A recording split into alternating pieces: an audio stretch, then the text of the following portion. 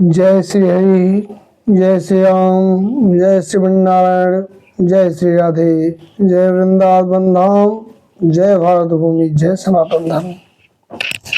श्रीरंग देशिक गुरुं कमला निवासो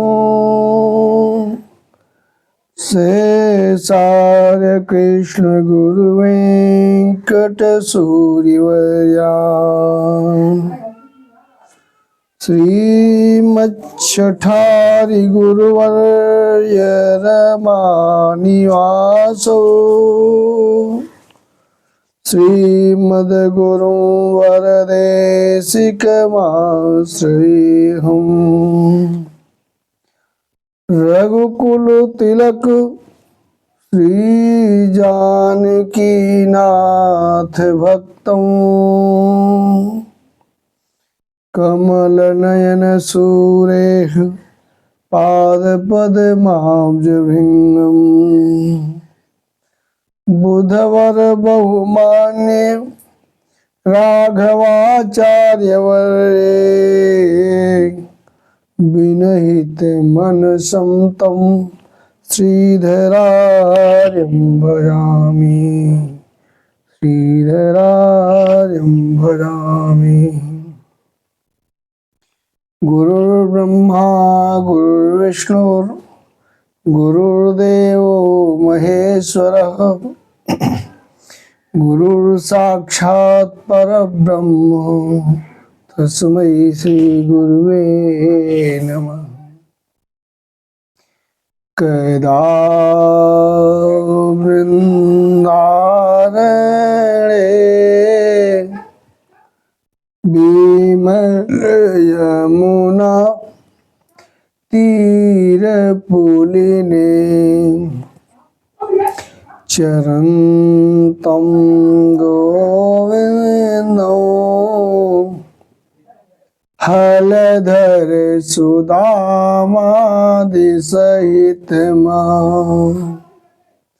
हे कृष्ण स्वामिन् मधुर मुरली वादन विभो प्रसीदेत्याक्रोशन् निमिषमिव नेष्यामि दिवसाम्। अतुलित बलधामं हेमशैलावदेहं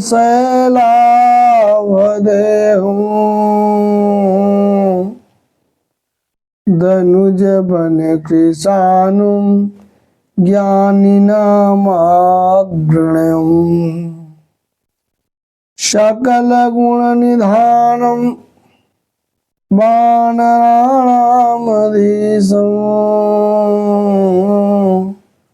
रघुपतिप्रियभक्तं वातजातं नमामि।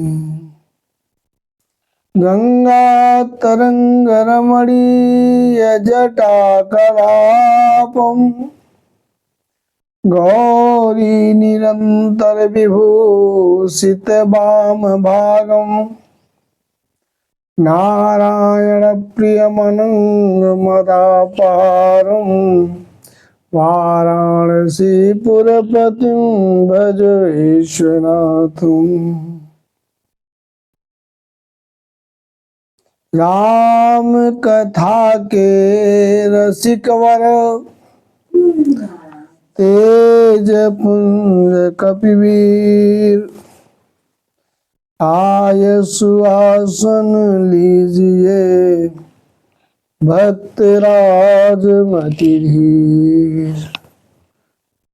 श्रीमद् भागवत कथा शिव व्यास कृत कहूँ कथा अनुसार प्रेम सहित आसन गहूँ आवहूँ पवन कुमार। कलिमल पाप विनाशिनी श्रीमद् भागवत कथा में अम्ब मम हियाय विराजऊ सुख सारद के संग बंदौ नंद यशोदहि रोहिणी सुत बलराम वसुदेव ही अरुदेव की सत सत बार प्रणाम सत सत बार प्रणाम। ओम श्रीमन्नारायणाय नमः। श्रीमन्नारायणाय नमः। ओम श्री परमात्मने नमः। ओम श्री अस्मत् श्री गुरुभ्यो नमः। ओम श्री बलबलाय श्री रामदूताय हनुमते नमः। सर्वप्रथम आप सभी उपस्थित हो, समस्त दूर दराज से आए हुए व समस्त ग्रामवासी, क्षेत्रवासी, नगरवासी सहित अन्यान्य उपस्थित प्रबुद्ध वर्ग, सह माताएं, वृद्ध पिताजन, बहनें, भाइयों,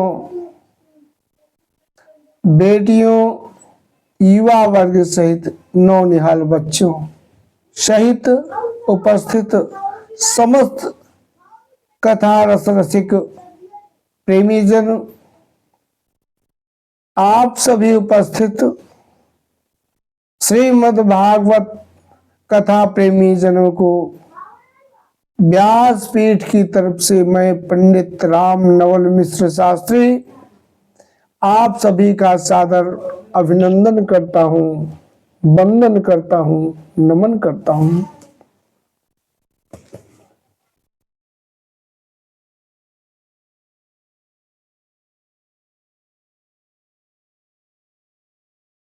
हम सभी अक्सर ऐसा होता है, परमात्मा परमात्मा परमात्मा करते हैं, सही है, लेकिन कभी प्रयास नहीं करते। जैसे सिर्फ आम आम आम आम शब्द का उच्चारण करने से आम के रस, आम की मिठास, आम के तत्व, आम की उपयोगिता का भास नहीं हो सकता, बोध नहीं हो सकता, ज्ञान नहीं हो सकता।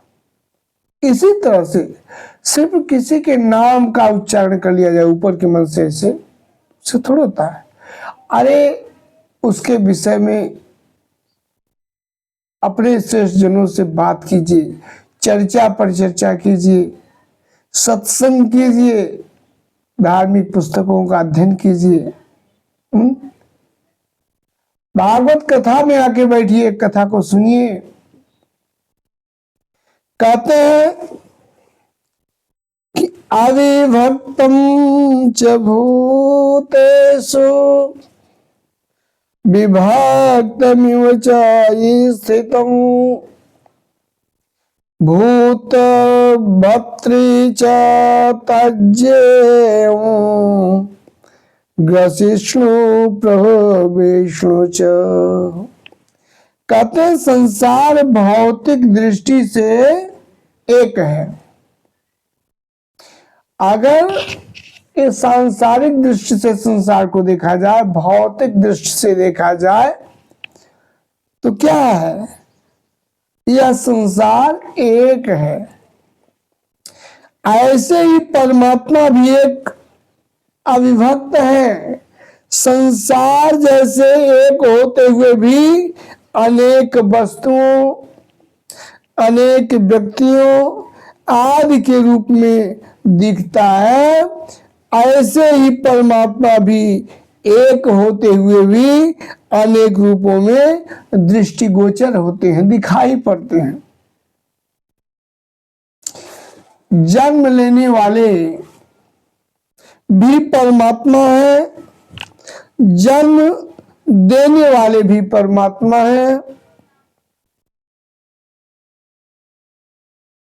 भरण पोषण करने वाले भी परमात्मा ही हैं, जिनका भरण पोषण होता है वे भी परमात्मा है, संहार करने वाले परमात्मा है, जिनका संहार होता है वे भी परमात्मा है। कहते हैं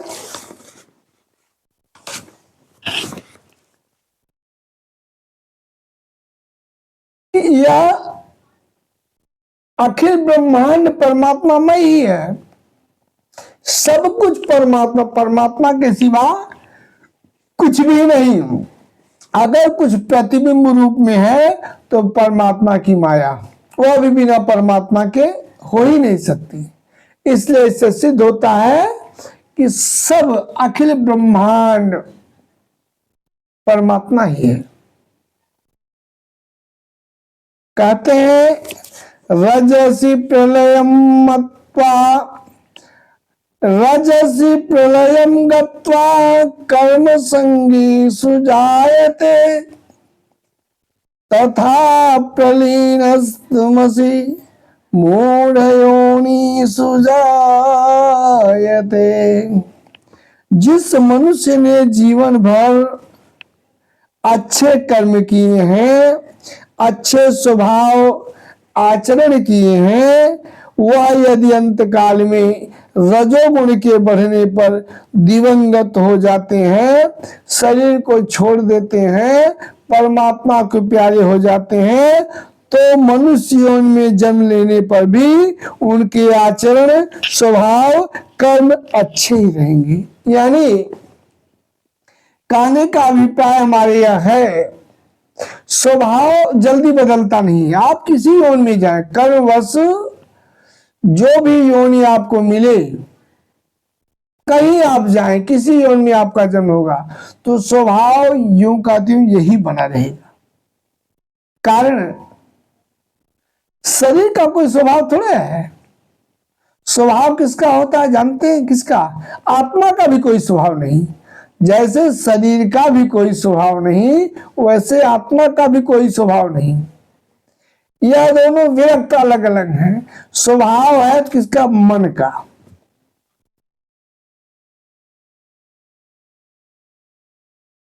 कर्म बस स्वभाव बनते हैं। कर्म रहन सहन खान पान समाज से स्वभाव होता है,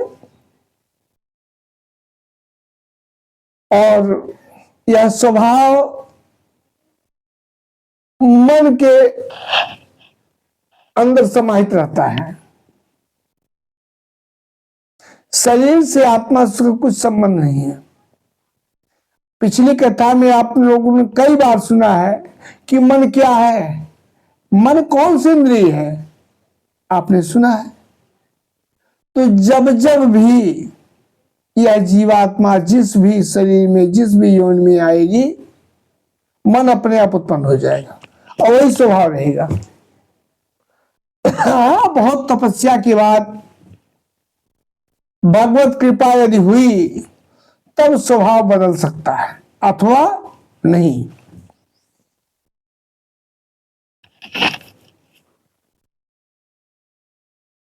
कहते हैं इसी प्रकार से अच्छे स्वभाव आचरण कर्म करने वाला प्राणी यदि अंत काल में तमोगुण के बढ़ने पर शरीर त्याग देता है, तो अपस पक्षी आदि मूढ़ योनियों में जन्म लेने पर भी उसके आचरण स्वभाव कर्म उसी प्रकार रहते हैं, यानी परिवर्तित नहीं होते।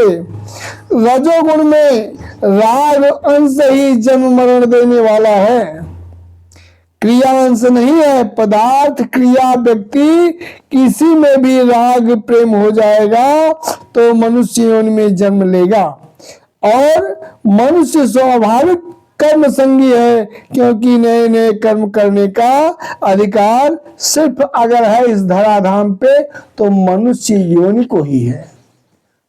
बोले वृंदावन बिहारी लाल की जय, राधे सरकार की जय। आगे कहते हैं कि न तद्भासते सूर्यो न तद्भासयते सूर्यो न शशांको न पावक यद गत्वा न निवर्तन्ते तद धाम परमम मम। कहते जिस पद को परम पद न सूर्य न चंद्र न अग्नि भी प्रकाशित कर सकती है, यानी जिस पद को परम पद को तक न सूर्य का प्रकाश पहुंच सकता है, न चंद्रमा की शीतल किरणें ही पहुंच सकती है, न अग्नि ही पहुंच सकती है, और जिसको प्राप्त होकर जीवात्मा पुनः लौट कर संसार में नहीं आते, वही मेरा परम धाम है। भगवान कहते हैं यह अविनाशी पद मेरा ही धाम है जो मुझसे अभिन्न है, और जीवात्मा भी मेरा सनातन अंश होने के कारण मुझसे अभिन्न है। अतः भगवान का परमात्मा का जो धाम है वही जीव का जीवात्मा का भी धाम है, अलग नहीं है। इसी कारण से जीवात्मा जब तक अपने परम धाम तक निश्चित समय तक नहीं पहुंच जाता, तब तक आवागमन में इस अनेक योनियों में भटकता फिरता रहता है। मुसाफिर की तरह निरंतर आवागमन इसका लगा रहता है। जन्म लेता है, शरीर छोड़ देता है, फिर जन्म लेता है, फिर शरीर छूटता है, यानी जन्म मरण के बंधन में, आवागमन के क्रिया में निरंतर लगा रहता है।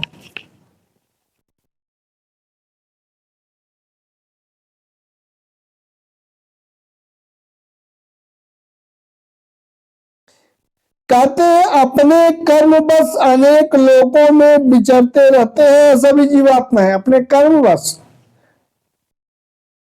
कहीं भी ठहर नहीं पाते, एक जगह ठौर ठिकाना नहीं हो पाता, क्योंकि इनके जीवात्मा जब भी कोई शरीर धारण करेगा, किसी भी योनि में जाएगा, तो कर्म तो करेगा ही।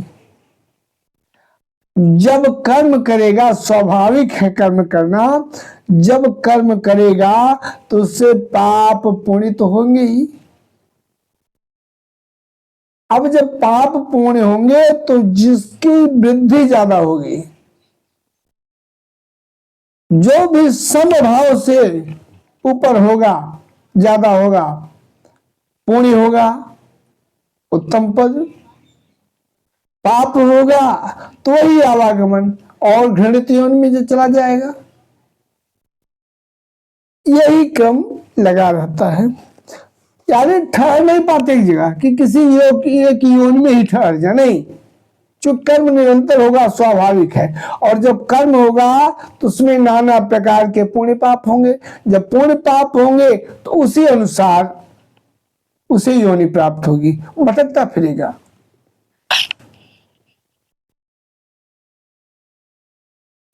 कहते भले ही कर्मवश अपने हम ऊंचे से ऊंचे ब्रह्मलोक में चले जाएं, फिर भी लौटकर हमें एक न एक दिन भटकते भटकते इस संसार में आना ही पड़ेगा।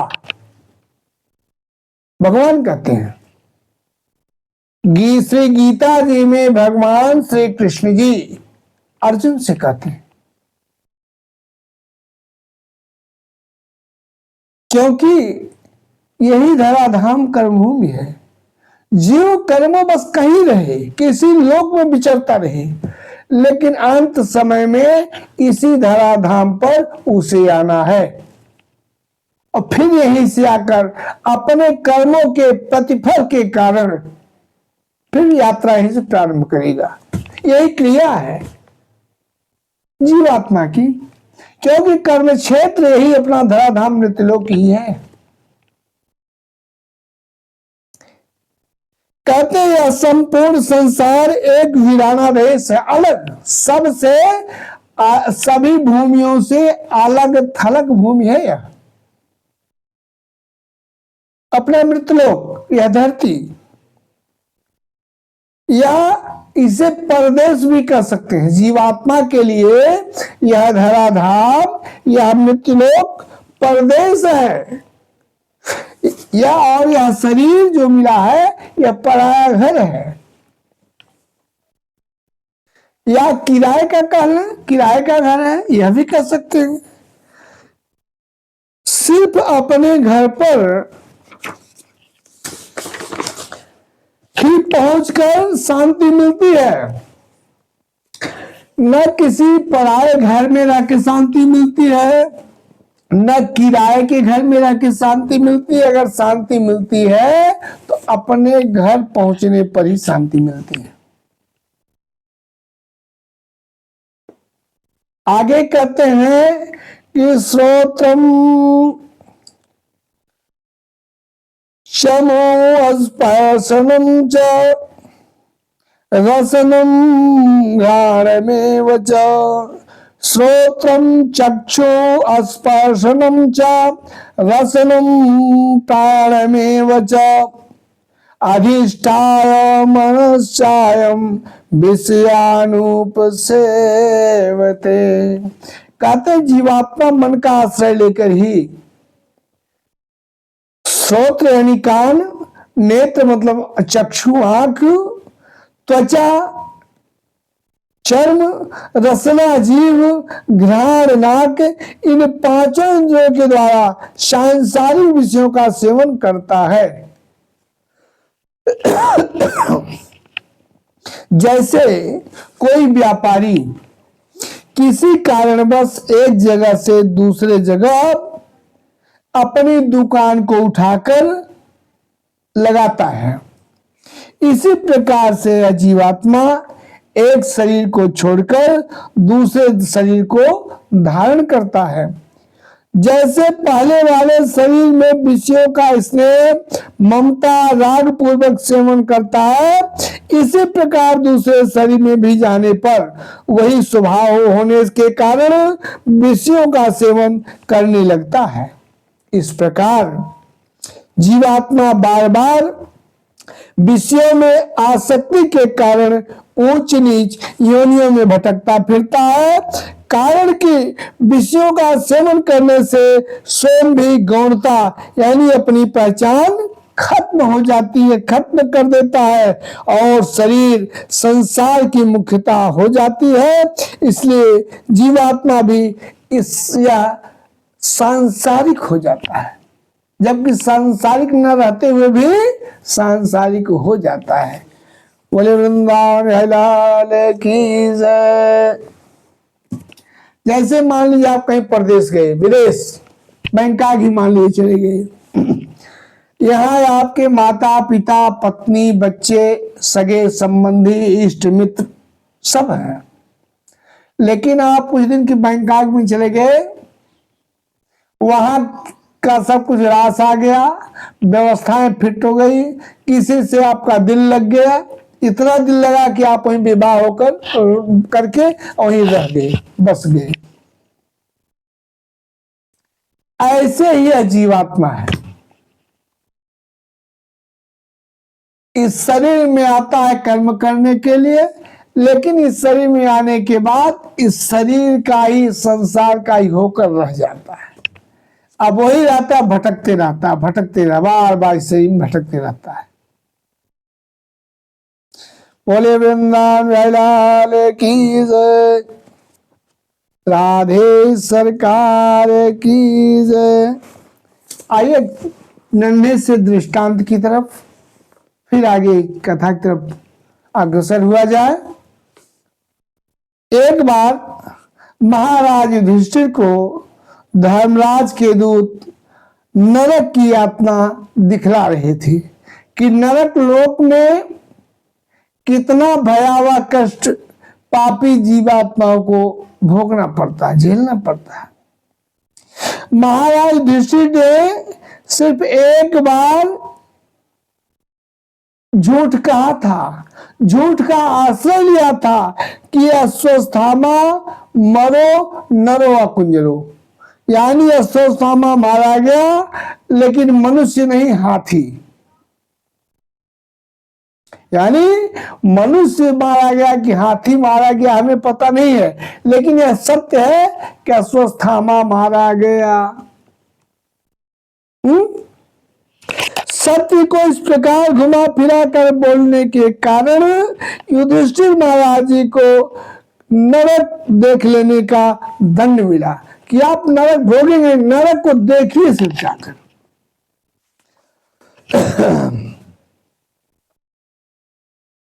अब युधिष्ठिर महाराज आगे आगे पीछे पीछे धर्मराज के दूत।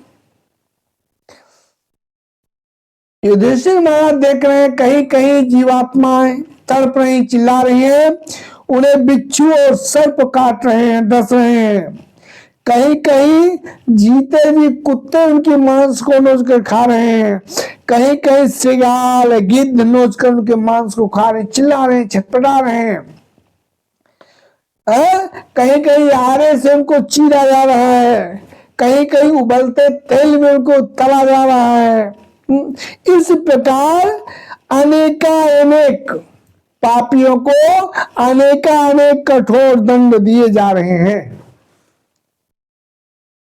युधिष्ठिर जी महाराज जी ने यम के दूतों से कहा, अरे भाई ये तो बड़े भयंकर दंड है, कौन मनुष्य यहां इस दंड को भोगते हैं। यम के दूतों ने नम्रता पूर्वक कहा, महाराज ये बड़े भयंकर दंड है, सत्य है। यहां केवल वे ही मनुष्य आते हैं जो जीवों को मारते हैं, मांसाहारी हैं, जो मांस का आहार करते हैं, दूसरों का हक छीनते हैं, पराये धन को छीनते हैं, पराये की संपत्ति को छीनते हड़पते हैं, तथा और भी बड़े बड़े घृणित कर्म पाप करते हैं। युधिष्ठिर थोड़ा और आगे बढ़े तो युधिष्ठिर महाराज जी ने देखा कि लोगों की, जीवात्माओं की चीख पुकार हाय हाय सुनाई पड़ी चारों तरफ।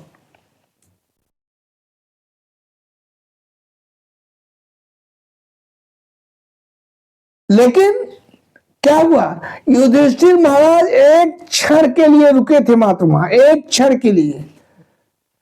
जो जो भी जीवात्माएं युधिष्ठिर महाराज को देखी या जिन जिन जीवात्माओं पर युधिष्ठिर महाराज की दृष्टि गई, दृष्टिपात हुआ, जो भी जीवात्मा दृष्टिगोचर हुई युधिष्ठिर महाराज की दृष्टि से, कुछ क्षण के लिए उनके कष्ट मिट गए युधिष्ठिर महाराज के पुण्य के प्रभाव से। यहां तक कि बरबस हुए जीवात्माएं कहने लगी, आप यहीं ठहरिए, आप यहीं रुकिए। युधिष्ठिर महाराज वहीं रुक गए। तब स्वयं धर्मराज इंद्र ने आकर उनको समझाया और कहा कि आपने महाराज एक बार छल भरी बात कही थी, उसी के कारण आपको इस रास्ते से लाया गया है। आपके कोई परिचित या संबंधी यहाँ नहीं है। जो मनुष्य शरीर धारण करके पाप करते हैं, जीवों पर दया नहीं करते, उल्टे दूसरों को पीड़ा पहुंचाते हैं, वे ही इस नरक लोक में आते हैं। महाराज युधिष्ठिर ने कुछ सोचा, उन्हें संभवतः याद हो आया, नर शरीर धरि जे पर पीरा, करहि ते सही महाभव भीरा। यानी मानव शरीर को धारण करके जो भी जीवात्मा, जो भी मनुष्य, जो भी प्राणी किसी दूसरे को दंड देता है, दुख पहुंचाता है या अपने स्वार्थ बस से छलता है, उसकी वस्तु का अतिक्रमण करता है, वह नाना प्रकार के रौरव नरक को आकर निश्चय भोगता है। पुष्टि की महाराज युधिष्ठिर ने, क्योंकि चश्मदीद गवाह थे, उन्होंने अपनी आंखों से देखा था। बोले वृंदावन लाल की जय, राधे सरकार की जय।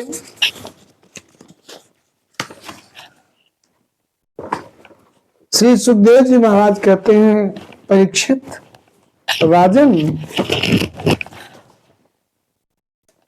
कंस की दो रानियां थी, एक का नाम अस्ति था, दूसरी का नाम प्राप्ति था।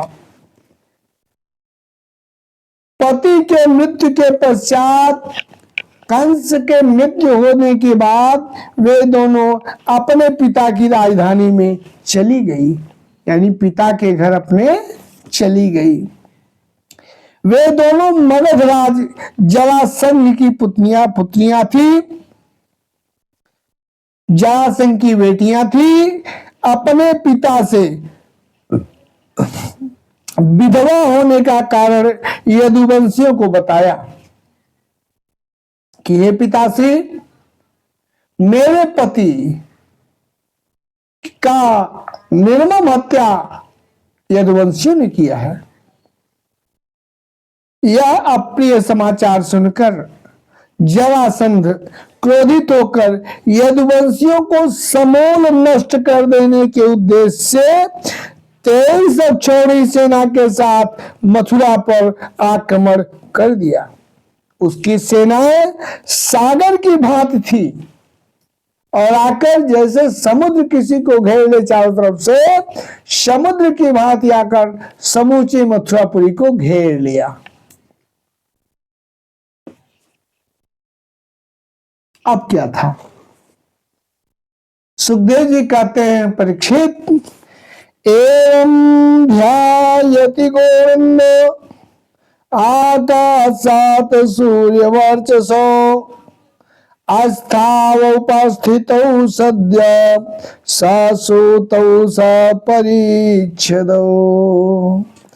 कहते हैं, उसी समय आकाश मार्ग से चमचमाते हुए दो रथ आए।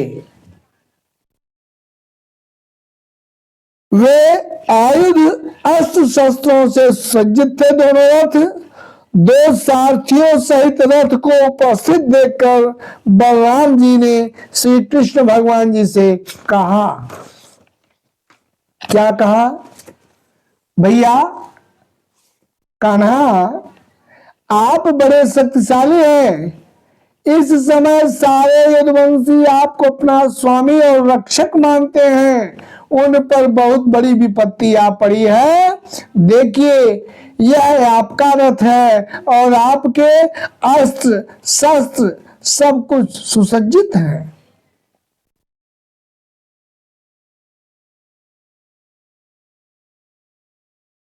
भगवान कृष्ण ने कहा, बलराम, आपके भी देखिए रथ आ चुके हैं, आपका अस्त्र शस्त्र हल और मूसल भी आ चुका है। इस अपने रथ पर हम सभी सवार होकर चलो शत्रुओं का संहार किया जाए। दोनों भाई अपने अपने कवच धारण करके अपने अपने रथ पर सवार होकर जो दिव्य रथ आकाश मार्ग से चमचमाते हुए आए थे इस धरती पर, उस पर सवार हो गए, बैठ गए। श्री कृष्ण का रथ, उनका सारथी दारुक हाँक रहा था। मगधराज जरासंध की अपार सेना ने समुद्र की भांति मथुरा को ढक लिया था। यहां तक कि मथुरा की वह छोटी सी सेना रथ, ध्वजा, घोड़े, सारथी का दिखाई पड़ना भी बंद हो गया था। उस जरासंध की सेना के बीच पड़ते ही मथुरा की सेना का पता ही नहीं चला कि कहां है, ढक गई सेना के अंदर।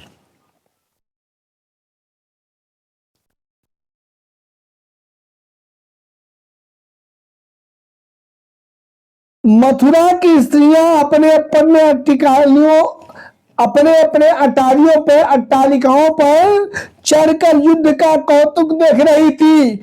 युद्ध भूमि में श्री कृष्ण की गरुड़ चिन्हित और बलराम की ताल चिन्हित ध्वजाएं वाले रथों को न देखकर शोक के आवेग से मूर्छित हो गई, बेहोश हो गई कि जब इन्हीं पर हमारा गौरव था, मथुरा की लाज आन बान शान थी, जब यही दोनों ध्वजाएं नहीं दिखाई पड़ती हैं तो लगता है मथुरा का अंत आ गया।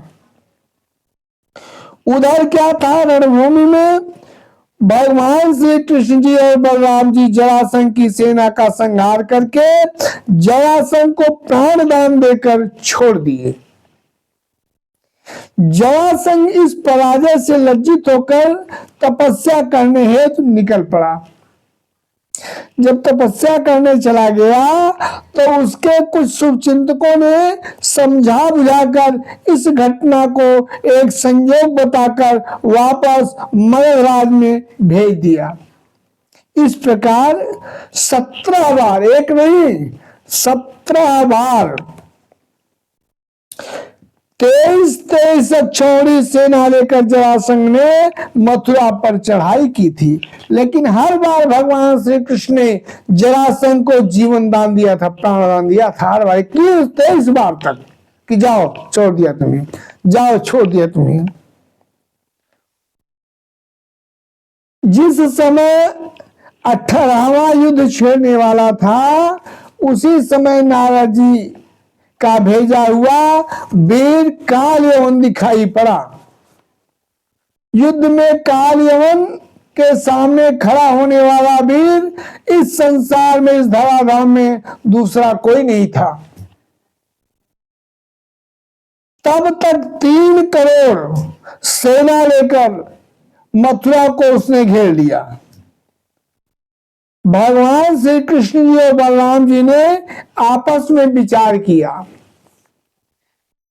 कि भाई यह अपार बलशाली अभी घेरा ही है, कल आज या परसों में जरासंध को भी जब पता लगेगा कि काल यवन ने मथुरा पर चढ़ाई कर दी तो भी अपनी सेना लेकर आकर धमकेगा, पहुंच जाएगा कि चलो अब 2 लोग शत्रु हो गए, घेर के उनको साफ कर देंगे कृष्ण बलराम को।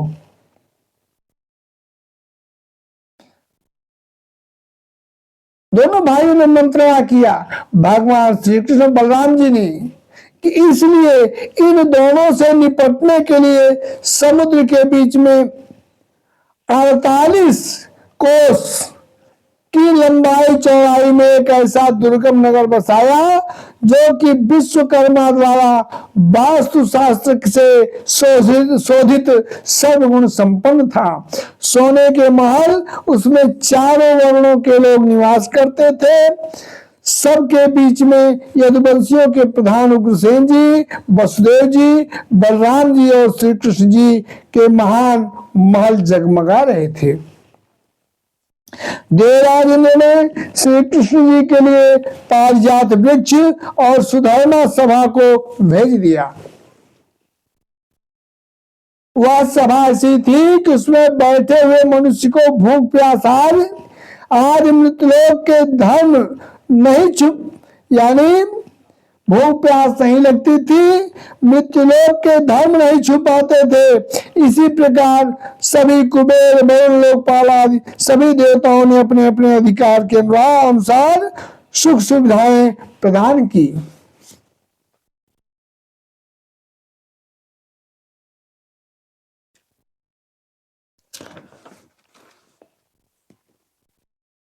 श्री सुखदेव जी महाराज कहते हैं, परीक्षित राजन, भगवान श्री कृष्ण ने अपने समस्त स्वजन संबंधियों को अपनी अचिंत्य महाशक्ति योग माया के द्वारा द्वारिकापुरी में अपनी नवनिर्मित नगरी में पहुंचा दिया।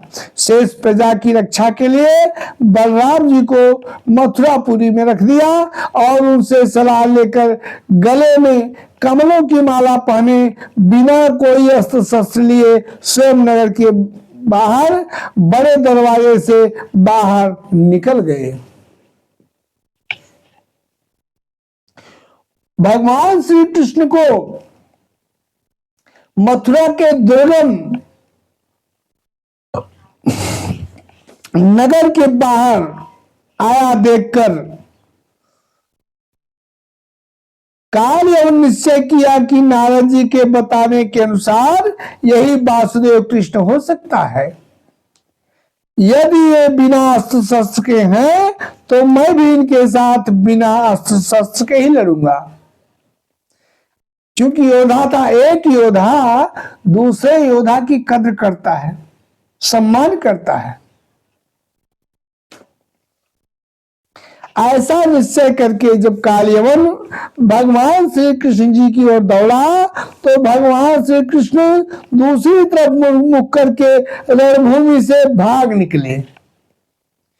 कालयवन के पीछे पीछे भगवान श्री कृष्ण को खदेड़ने लगा और भगवान श्री कृष्ण बेचारे अपने को सुरक्षित रखने में भाग रहे हैं। आगे आगे भगवान कृष्ण भाग रहे हैं, पीछे पीछे कालयवन खदेड़ रहा भगवान कृष्ण को।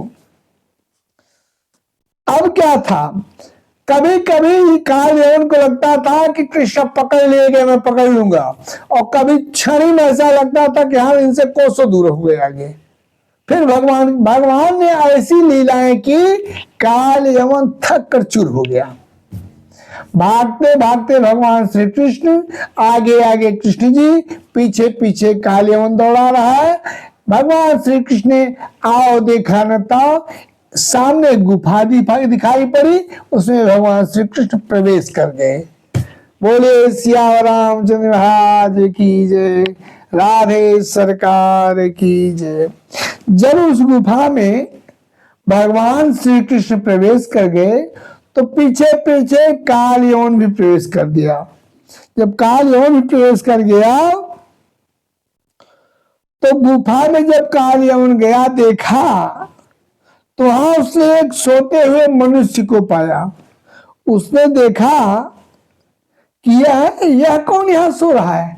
तो कालयवन ने सोचा हो यह कृष्ण जो है बड़ा मायावी, बड़ा चतुर है, बड़ा नाटकबाज है।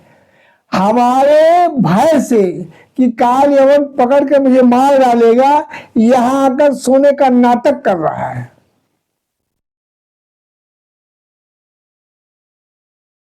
यह सोचकर उसने सोते हुए, अब चूंकि योद्धा था, सोते हुए व्यक्ति का गला तो काट नहीं सकता था, योद्धा होने के कारण कायर तो था नहीं। तो उसने क्या किया, क्रोध में एकदम लाल हो गया।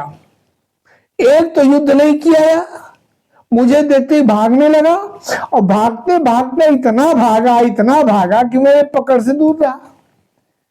यहां तक कि मैं थक हार कर चूर हो गया, अंत में आकर लेट गया है, आराम कर रहा है। मुझे थका डाला, खुद आके आराम कर रहा है। ऐसा सोचकर कालयवन ने भगवान की पीतांबरी को पकड़ा और खींचा करके, खींच के एक लात सीने पे लगाया। और जो ही एक लात लगा, वह पुरुष जो पीतांबर अपने शरीर पर पीतांबर का आवरण डाले, पीतांबर को ओढ़े हुए लेटा हुआ था, कालयवन की पैरों की ठोकर लगने से, जो बहुत दिनों से पता नहीं कितने हजार वर्षों से सो रहा था, उठ पड़ा। उसकी निद्रा भाग गई। जब उठ पड़ा और धीरे धीरे उसने अपनी आंखें खोली, इधर उधर देखने के बाद उसने देखा कि पास ही कालयवन खड़ा है। उस व्यक्ति की, जो सोकर भी उठा है, उस व्यक्ति की दृष्टि पड़ते ही कालयवन के शरीर में आग पैदा हुई, आग लग गई, और क्षण भर में ही कालयवन जलकर वहीं राख हो गया। बोले वृंदावन की जय, राधे सरकार की जय।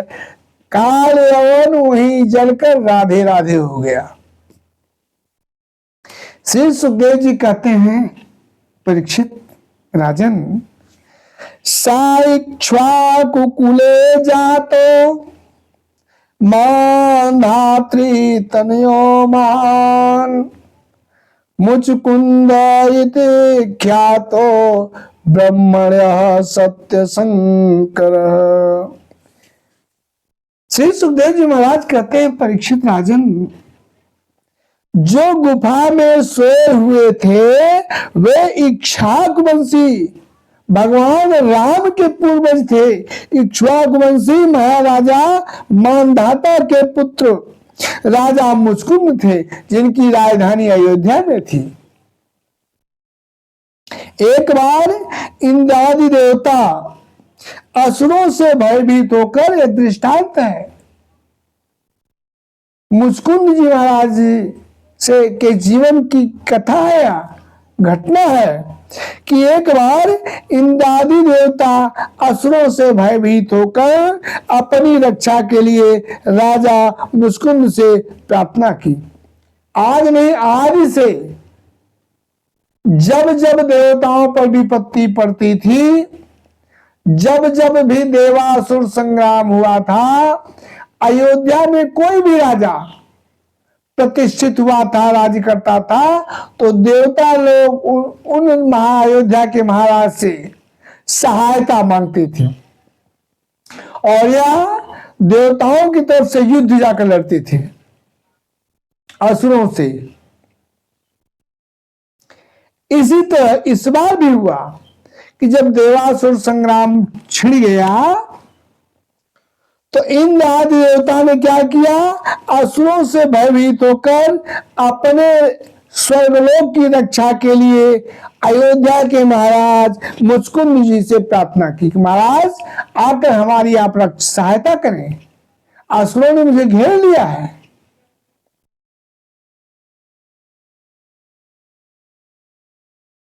मुचकुंद महाराज इंद्रादि समस्त देवताओं की प्रार्थना को स्वीकार कर अपनी सेना को के साथ जाकर देवताओं की रक्षा की थी और कितने बहुत दिनों तक, बहुत काल तक देवताओं की रक्षा की थी मुचकुंद महाराज जी ने।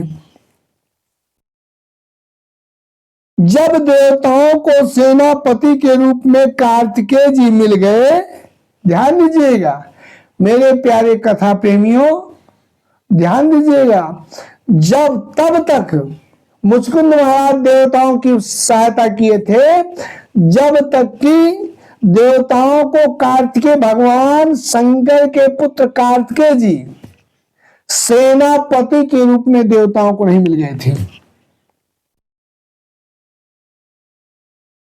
और जब सेनापति के रूप में कार्तिकेय जी देवताओं को मिल गए तो देवताओं ने मुचकुंद महाराज जी से कहा कि राजन, आपने हम लोगों की रक्षा के लिए बहुत कठिन परिश्रम किया है, बहुत दिनों से अपनी अयोध्या को छोड़कर आप स्वर्गलोक में आकर हमारे स्वर्गलोक की रक्षा किए थे, इसकी आबरू बचाए, इसकी लाज बचाए थे, हमारे प्राणों की रक्षा किए थे। अब आप विश्राम कीजिए, अब आप आराम कीजिए। कार्तिकेय जी मिल गए हमारे सेनापति, अब हम लोग संतुष्ट हैं, इनके भरोसे रहेंगे। आपको कोटि सा धन्यवाद, आप हमारी सहायता किए थे, अब आप विश्राम करें।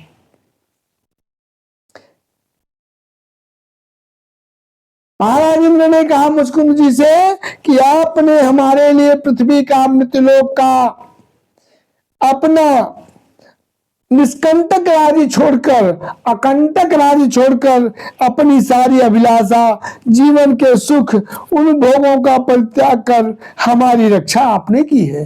अब आपके पुत्र, रानियां, बंधु बांधव और अन्यान मंत्रीगण तथा आपके समय के प्रजा में भी अब कोई बचा नहीं होगा, क्योंकि देवता हम इंद्र के आयु के अनुसार, स्वर्गलोक के समय के अनुसार आप बहुत दिन तक यहां रह चुके, तब तक मृतलोक में कई हजार करोड़ बार लोग आवागमन किए होंगे। कहते हैं कि सभी काल चक्र के वशीभूत होकर सबके सब काल के गाल में चले हुए होंगे आपके समय के लोग। भैया काल समस्त बलवानों से भी बलवान है, काल से बड़ा कोई भी नहीं है। वह परम समर्थवान, अविनाशी और भागवत सत्य स्वरूप है। जैसे ग्वाले पशुओं को अपने बल से उन पे अधिकार करते हैं, अपने बस में रखते हैं, वैसे ही वह खेल खेल में सारी प्रजा को अपने अधीन कर रखा है। कौन? काल।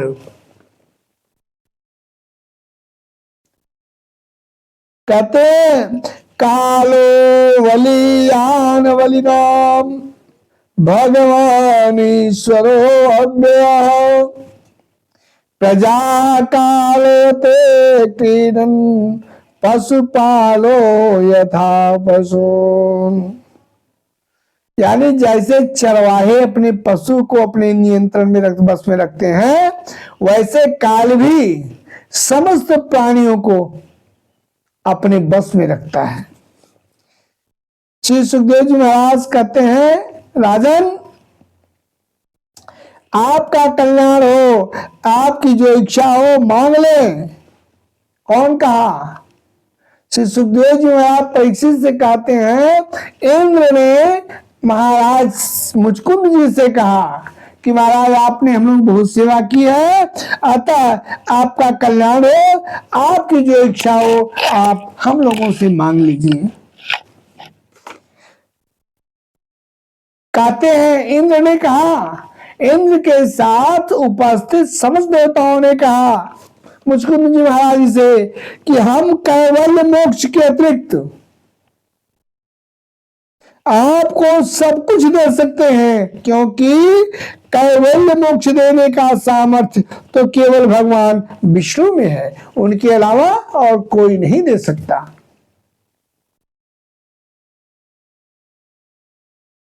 कहते एक ऐश्वर्य तस्य भगवान विष्णु,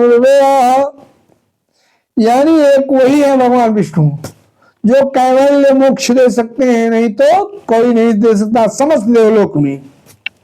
इसलिए उसको छोड़कर बाकी कुछ भी आप मांग लीजिए, हम लोग समर्थवान हैं, दे देंगे आपको।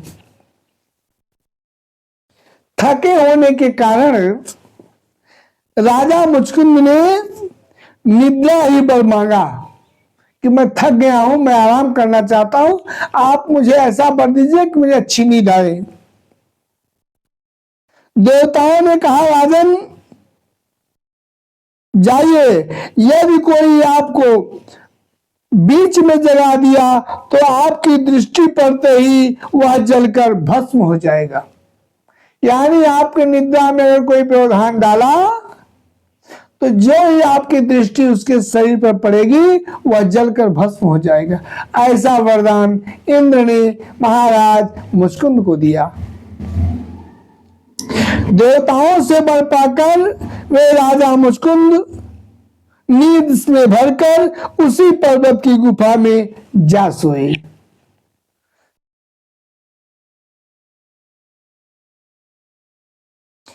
श्री सुखदेव जी महाराज कहते हैं, परीक्षित राजन, काल यवन के भस्म हो जाने के बाद भगवान श्री कृष्ण जी राजा मुचकुंद को दर्शन दिए।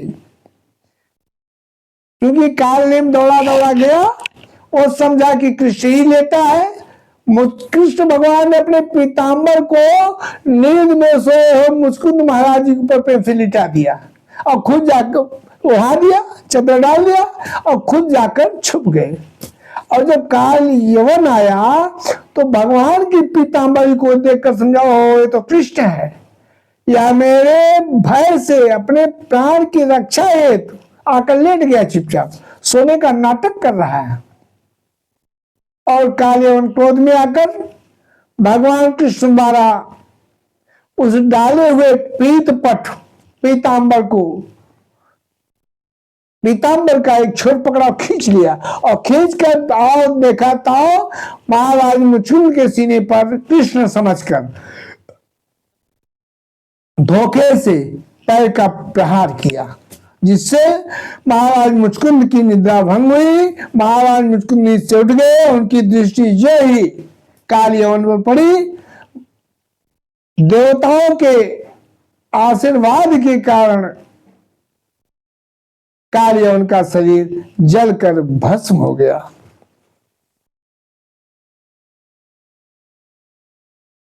महाराज कृष्ण, हमारे कान्हा जी मुचकुंद महाराज को दर्शन दिए। परस्पर परिचय का उपरांत एक दूसरे का परिचय हुआ। परिचय के उपरांत भगवान ने कहा, राजन जन्मन्वंतरे राजन सर्वभूत सुहृत्तम भूत्वा द्विज वनस्तुम वही मामुपैस्यसि केवलम। हे राजन, अगले जन्म में तुम ब्राह्मण बनोगे और समस्त प्राणियों के सच्चे हितैषी परम सुहृद होगे तथा फिर मुझ विशुद्ध विज्ञान धन परमात्मा को प्राप्त हो जाओगे।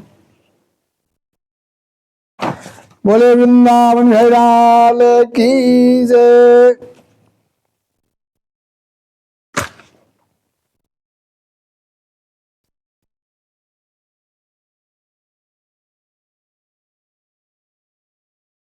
आइए इसी के साथ एक दृष्टांत। जब मुचकुंद की बात आ गई तो कहा, वह तो अयोध्या के महाराज थे।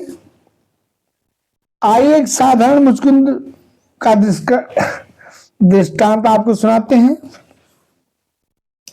एक मुचकुंद दास नाम के व्यक्ति थे। वे एक बड़े अच्छे संत के शिष्य बन गए थे। वे संत जब भी उनको अपने पास आने के लिए कहते, अरे भाई मुचकुंद आइए, बहुत याद आ रही है, आप कभी आते नहीं, क्या कारण है? तो मुचकुंद हमेशा ही कहते, महाराज मैं कैसे आऊं, परिवार में हूं, परिवारजन के साथ हूं, मेरे बच्चे मेरी पत्नी मेरे बिना रह ही नहीं पाएंगी, आखिर मैं कैसे आऊं उनको छोड़कर आपके पास। यहां तक महाराज मैं ही भरण पोषण करने वाला हूं, एक कमाने वाला हूं। जब मैं यहां चला जाऊंगा आपके पास तो उनका भरण पोषण कौन करेगा? उनकी जीविका वृत्ति कैसे चलेगी? मेरे बिना उनका निर्वाह होना असंभव है, इसलिए महाराज उनको छोड़कर हम नहीं आ सकते। एक दिन संत ने कहा, अच्छा भाई 2 ही मिनट के लिए चले आओ। मुचकुंद ने कहा, नहीं नहीं बाबा, हमारे पास समय नहीं भाई, हमारे बच्चे छोटे पढ़ रहे हैं, पत्नी है, आखिर सारी व्यवस्था हमें करना, मेरे न रहने पे कौन व्यवस्था करेगा? संत जी ने कहा, मुचकुंद यह तुम्हारा वहम है, भ्रम है, ऐसी बात नहीं है। इस संसार में किसी के बिना किसी का कार्य रुका नहीं है। या तो लोग का वहम है, भ्रम है कि मैं नहीं रहूंगा, किसी का भरण पोषण ही नहीं होगा। लेकिन संत ने कहा, मुचकुंद दास के गले में बात नहीं गई। उन्होंने कहा, महाराज आप कुछ भी कहें, लेकिन भाई हमें नहीं है, हम परिवार नहीं छोड़ सकते अपने। एक दिन अंत में मुचकुंद दास को संत जी ने कहा, काम करो मुचकुंद दास, तुम्हें ऐसा लगता है कि तुम नहीं रहोगे, तुम मेरे पास रहोगे, तुम्हारे बीवी बच्चे भूखे मर जाएंगे। एक काम करो, परीक्षा ले लो उनकी, अगर ऐसा हुआ तो मेरी जिम्मेदारी, भूखी नहीं मरने पाएंगे लोग, लेकिन नहीं, परीक्षा तो देख लो, ले लो कि क्या वस्तुतः तुम्हारे न रहने पर परेशान हो जाएंगे। क्या ठीक है महाराज, बताइए कैसे परीक्षा लें। वह मान गए। मुचकुंद दास मान गए, कहे महाराज आप परीक्षा की विधि बताइए, कैसे बच्चों की, बीबी की, अपनी पत्नी परीक्षा लें। संत ने कहा एक काम करो, 2-4-10 दिन मेरी कुटिया में रहो, मैं तुम्हें प्राणायाम का योग बता देता हूं। इस योग में श्वास को प्रतिबंधित किया जाता है, बांधा जाता है। देर देर तक व्यक्ति खूब देर तक सांस को रोक सकता है। और जब यह क्रिया तुम संपन्न कर लेना, इसमें मास्टर हो जाना, साध लेना इस क्रिया को, तो एक दिन तुम बहाना करना मैं जा रहा हूं नदी में स्नान करने, पत्नी बच्चों उसका देना।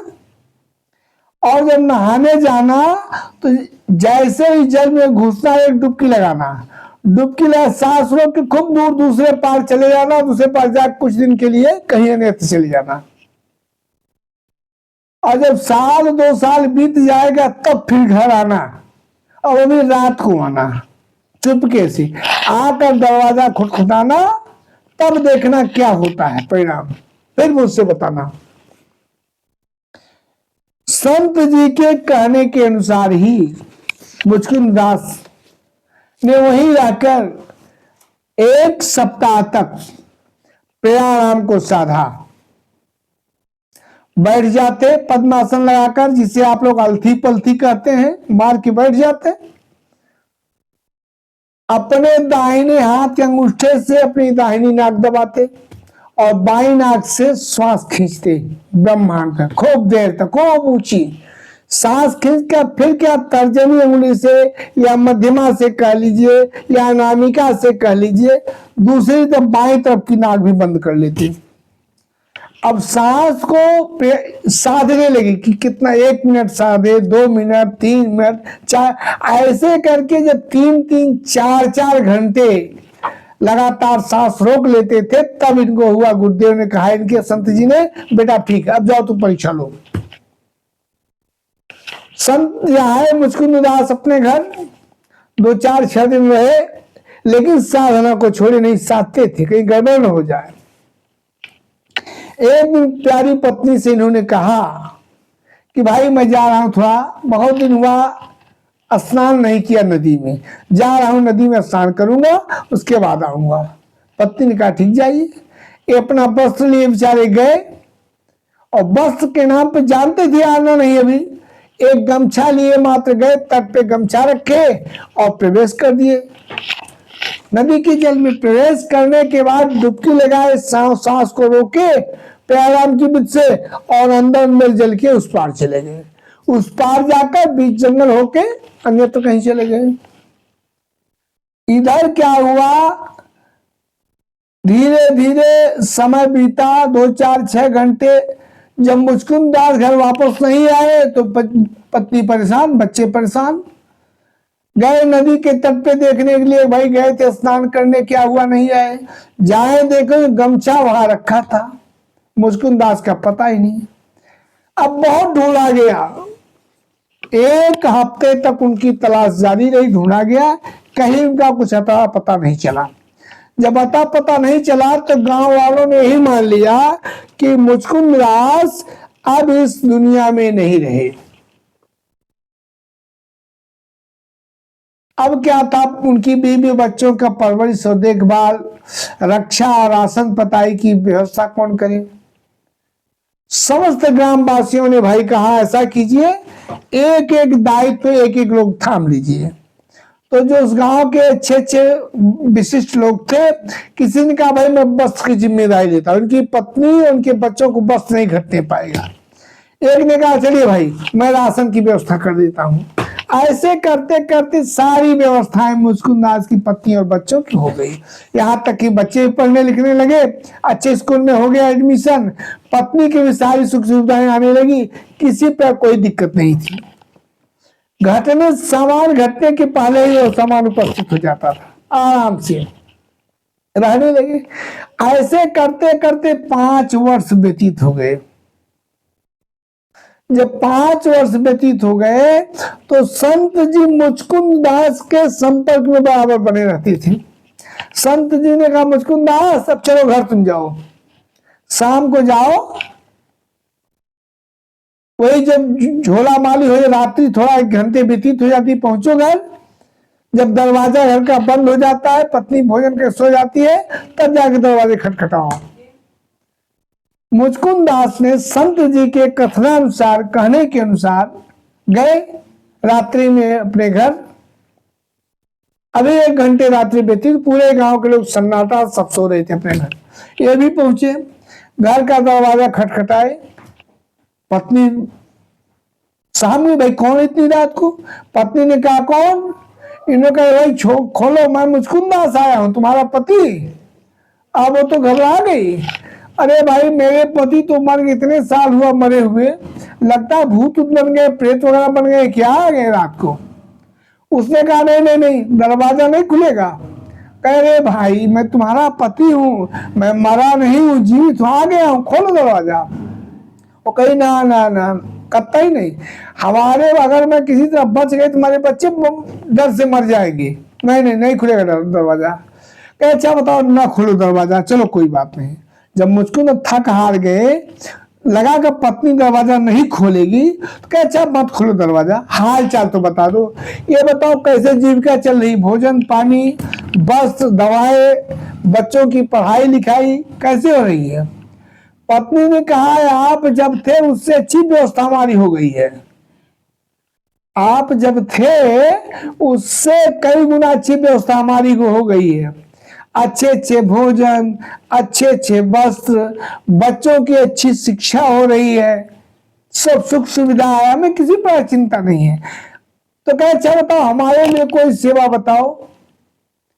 पत्नी ने कहा बस ऐसा कीजिए आपकी चले जाइए जहां से आए हैं, अब दोबारा कृपा करके यहाँ मत आइएगा, हमारी आपको अब आपकी हमें जरूरत नहीं है, और हमारी भी आपको जरूरत नहीं होनी चाहिए, जाइए। मुचकुंद दास को बहुत धक्का लगा, ओहो यही संसार है जिसके लिए हम सोचते थे कि मेरे बिना मेरी पत्नी मेरे बच्चे अनाथ हो जाएंगे, दर दर भटकेंगे, भूखे मर जाएंगे। ये क्या? मुचकुंद दास वापस संत जी के पास आए, संत जी के पैरों पर गिर पड़े, कहे महाराज क्षमा की, जो आप कह रहे हो सत्य है। इस दुनिया में मुख देखे की प्रीति है, यह दुनिया मुख देखे की प्रीति रखती है। कारण संत ने कहा बेटा एक बात ध्यान रखो, इस संसार में प्राणी को भेदता कौन है? परमात्मा। तो भेदता है तो ये रक्षा भी करता है। जब दांत नहीं होता तो वे दूध देते भेजते हैं, और जब दांत दे देते हैं तो अन्न भी भेज देते हैं। इसी तरह भोजन, वस्त्र, शिक्षा, दवाएं, अन्य सारी सुविधाएं वह परमात्मा जो जन्म दिया है, व्यवस्था वही करता, सब व्यवस्थापक वही है। यह हमारा आपका भ्रम है कि हमारे न रहने पे हमारे पत्नी हमारे बच्चे अनाथ हो जाएंगे, दर दर भटकेंगे, भूखे मरेंगे, कौन भरण पोषण करेगा? इसलिए बेटा क्या मिला तुम्हें? मुचकुंद दास का हमारा 10 मिल गया, अब मैं सारा मोह माया दूर महाराज, अब मैं आपके कदमों में ही आजीवन रहूंगा। बोले वृंदावन लाल की जय, राधे सरकार की जय। अरे भाई मैं आप लोग को नहीं कहता आप लोग घर छोड़ दे, नहीं नहीं नहीं, परिवार में रहिए, पत्नी में रहिए, बच्चों में रहिए, आपकी आवश्यकता है परिवार में, आप रहें। अरे तो कथा है, मैंने कह दिया, मैं थोड़े कहता हूं आप सभी लोग परिवार छोड़ के चले जाए, नहीं नहीं नहीं। वृंदावन की जय, राधे सरकार की जय।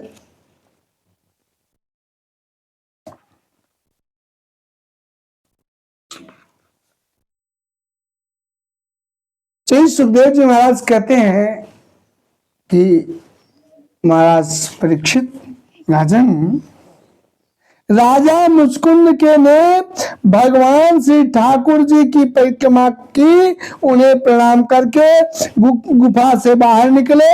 उन्होंने देखा कि सब के सब मनुष्य, पशु, लता, वृक्ष, वनस्पतियां पहले की अपेक्षा बहुत छोटे छोटे आकार के हो गए हैं।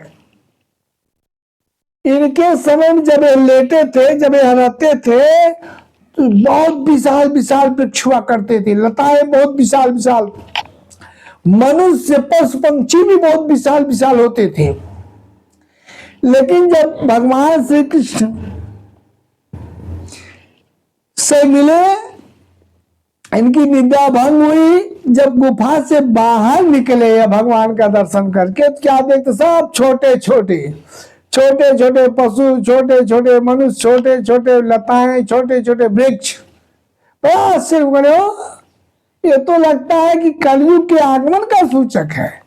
यानी मुझे लेटे हुए निद्रा में लगता है कई युग बीत गए।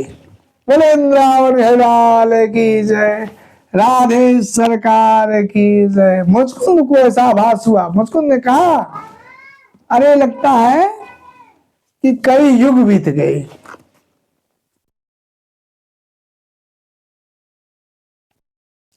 मत्वा कलियुगम प्राप्तम जगामद समुत्तराम। कहते अब कलयुग, मुझको ने सोचा कि लगता है कि अब कलयुग का आगमन होने वाला है। वे ऐसा सोचकर कलयुग के आगमन का भास होकर कि सब कुछ छोटे हो गए हैं, मुचकुंद जी उत्तर दिशा में बद्रिका आश्रम में जाकर तपस्या के द्वारा भगवान की आराधना करने लगी।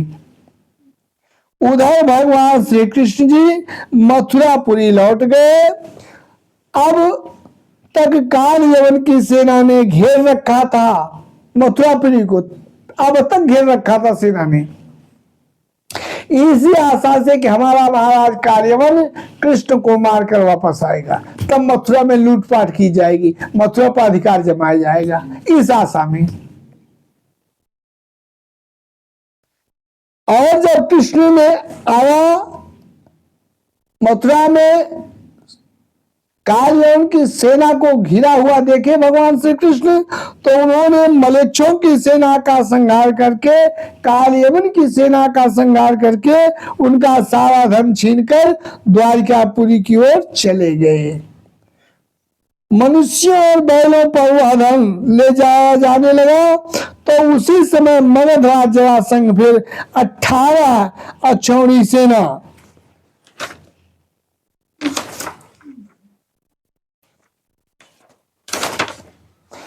18 बार जो हार चुका था मगधराज जरासंध, वही 23,000 अक्षौणी सेना लेकर आधम का पहुंच गया। कहा? मथुरा को घेर लिया। शत्रु सेना का प्रबल देखकर भगवान श्री कृष्ण बलराम जी उनके सामने से बड़ी फुर्ती से भाग निकले। सारा धन यूं ही वहीं सबका सब छोड़कर अनेकों योजनों तक पैदल भागते चले गए। कौन? भगवान श्री कृष्ण जी। और जब महाबली मगधराज ने देखा कि दोनों भाई भाग रहे हैं, तो हंसने लगा और अपनी रथ सेना के साथ उनका पीछा करने लगा। दोनों भाई भागते भागते प्रवर्षण पर्वत पर चढ़ गए और जाकर उस पर्वत पर छिप गए। जब प्रवर्षण पर्वत पर छिप गए, तो उस पर्वत पर हमेशा बरसात होती रहती थी, हमेशा निरंतर बारिश होती रहती थी। जरासंध के ढूंढने पर जब ये दोनों भाई नहीं मिले, तो ईंधन से भरे उस पर्वत के चारों तरफ से आग लगवा, लकड़ी थी, पेड़ पालों थे, हरा भरा था पूरा। प्रवर्षण पर्वत। तो इसने क्या किया कि जब कृष्ण नहीं मिल रहा है, ढूंढने से बलराम नहीं मिल रहा है, यही कहीं छुपा होगा, तो लाओ आग लगा देती, जल किसी मर जाएगा। तो जरासंध ने अपनी समस्त सेना को आदेश देकर पूरा प्रवर्षण पर्वत ही फुकवा दिया, जलवा दिया। भगवान श्री कृष्ण और बलराम जी ने जब जलते हुए पर्वत को देखा तो जरासंध की सेना को लांग कर बड़े वेग से 11 योजन, यानी 11 योजन का मतलब जानते हैं कितना? 44 कोस। कितना? 44 कोस। 44 कोस ऊंचे पर्वत से एकदम नीचे धरती पर दोनों भाई कूद पड़े और वहां से भागकर अपने समुद्र से घिरी हुई द्वारकापुरी में चले आए। बोले वृंदावन लाल की जय, राधे सरकार की जय, दाऊ भैया की जय। जब द्वारकापुरी में चले आए तो जरासंध ने दोनों भाइयों को जलकर मरा हुआ समझा। सोचा कि अब दोनों भाई इसी पर्वत पे जल के मर गए हैं। अपनी सेना के साथ लौटकर मगध देश वापस चला गया।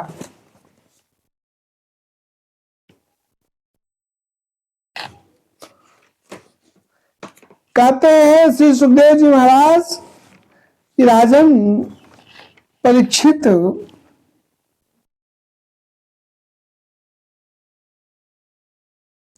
राजा प्रसीद भीष्म को नाम, विदर्भ अधिपति महान, तस्य पंचाभवन पुत्रा कन्यका च वरानना।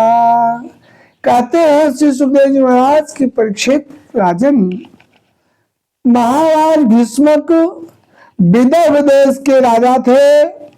उनके 5 पुत्र और एक सुंदर कन्या थी।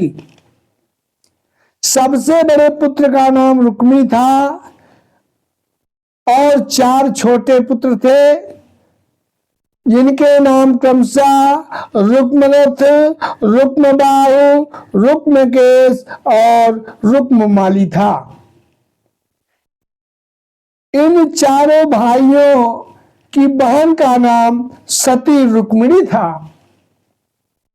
रुक्मिणी भगवान के गुणों को सुनकर श्री भगवान श्री कृष्ण को अपना पति वर्ण करने का निश्चय कर लिया था कि अगर मेरे पति होंगे तो भगवान श्री कृष्ण ही मेरे पति होंगे, उनके सिवा इस संसार में कोई भी दूसरा मेरा पति नहीं होगा। और इधर श्री कृष्ण जी ने रुक्मिणी के सद्गुणों से प्रभावित होकर पत्नी के रूप में प्राप्त करने का निश्चय कर लिया था।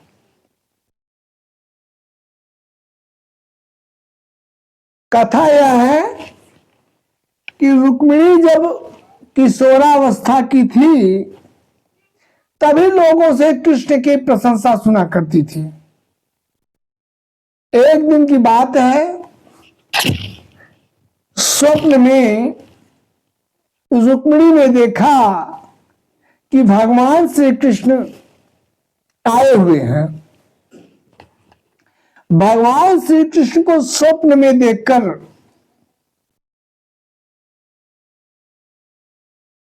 प्रभावित हो गई। उसने क्या किया, जब सुबह हुआ, निद्रा टूटी तो कृष्ण वियोग में पागल सी हो गई।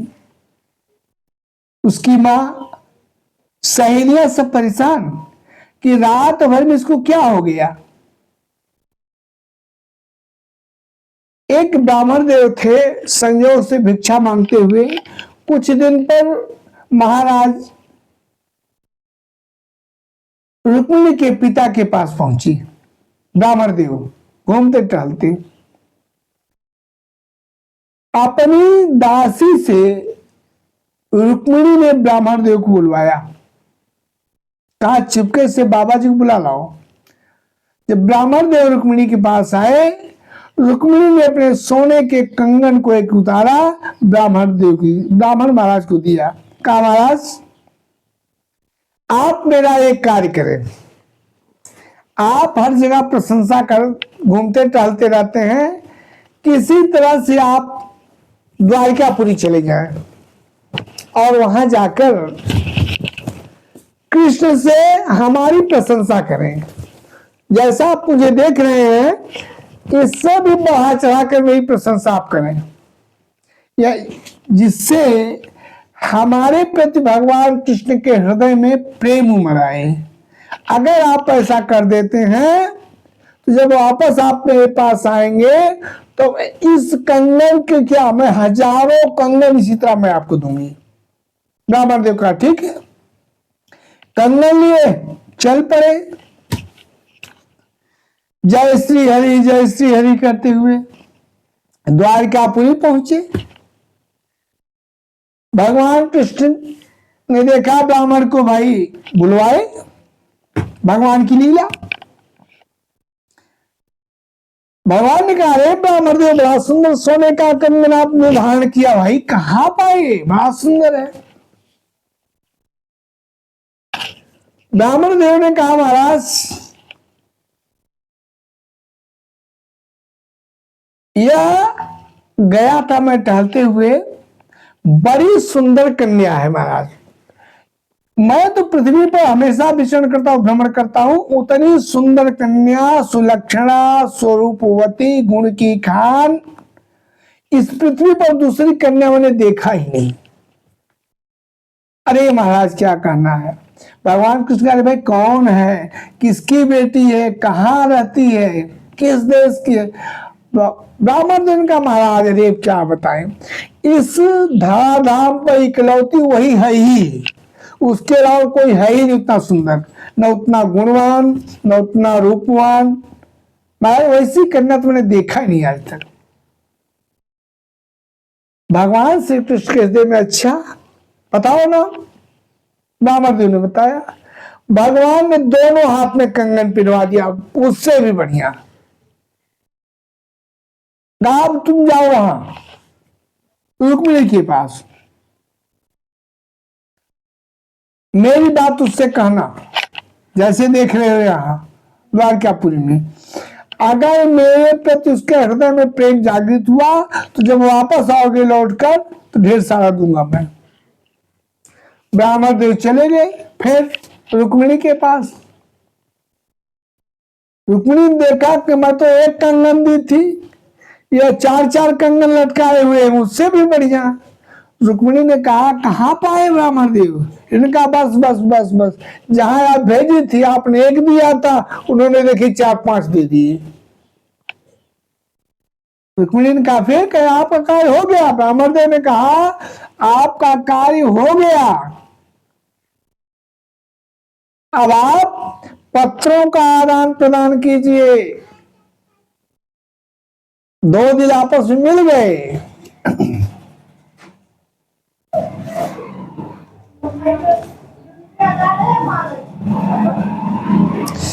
अब क्या था, धीरे धीरे भगवान श्री कृष्ण से रुक्मिणी का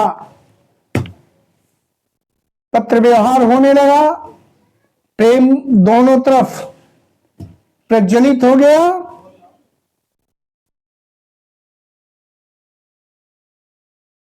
यहां तक कि एक समय आया, अब रुक्मिणी का विवाह भी होने को आ गया, घर पर ढूंढ लिया गया।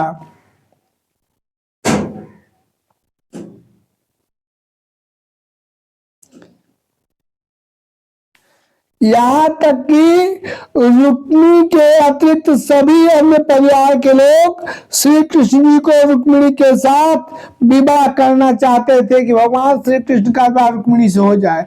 रुक्मिणी चूंकि भगवान कृष्ण को प्रेम करती, चाहती है विवाह हो जाए, अच्छा है। लेकिन रुक्मिणी का भाई जो रुक्मी था वह इसे खिलाफ था, कहा नहीं, अरे भाई कृष्ण के न जात का पता, न पात का पता, उनके माँ बाप का पता, उनके गोत्र का पता, कैसे विवाह कर दें। हमारी बहन का विवाह ऐसे व्यक्ति से जिसका कुछ पता ही ना हो, अता पता ही ना हो, उससे सब विवाह नहीं होगा। वह चाहता था रुक्मिणी कि मेरी बहन रुक्मिणी का विवाह शिशुपाल से हो।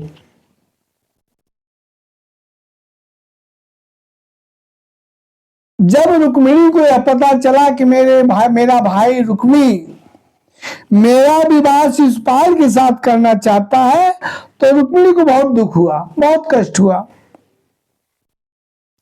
बहुत सोच विचार कर रुक्मिणी ने उसी ब्राह्मण को बुलवाकर, जो विश्वास पात्री थे, उन्हीं ब्राह्मण को देव को बुलवाकर श्री कृष्ण के पास पत्र लिखा, संदेश भेजा। रुक्मिणी का पत्र लेकर, संदेश लेकर वही ब्राह्मण देव द्वारकापुरी पहुंचे। श्री ठाकुर जी ने सेवा सत्कार किया ब्राह्मण देव का। ब्राह्मण देवता के आदर सत्कार और विश्राम के पश्चात श्री ठाकुर जी ने, हमारे कृष्ण भगवान जी ने बड़े ही स्नेह से, प्रेम से ब्राह्मण देवता से पूछा।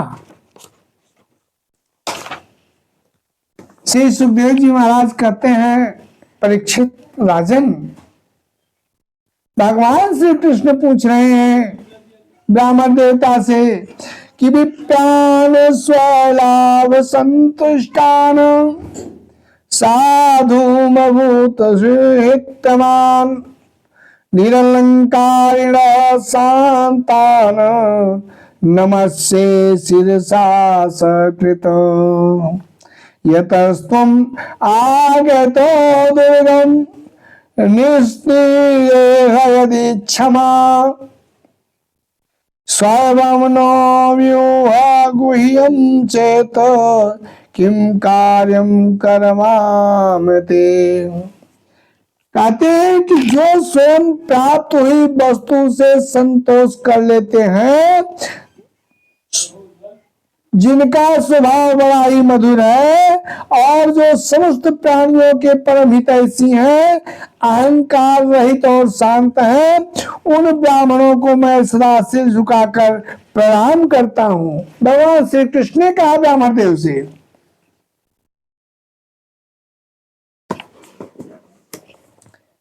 कहते हैं भगवान श्री कृष्ण के, हे ब्राह्मण देवता, आप कहां से, किस हेतु से और किस अभिलाषा से, किस इच्छा से इतना कठिन रास्ता, इतना दुर्गम मार्ग तय करके आप हमारे द्वारिकापुरी में पधारे हुए हैं, आए हुए हैं।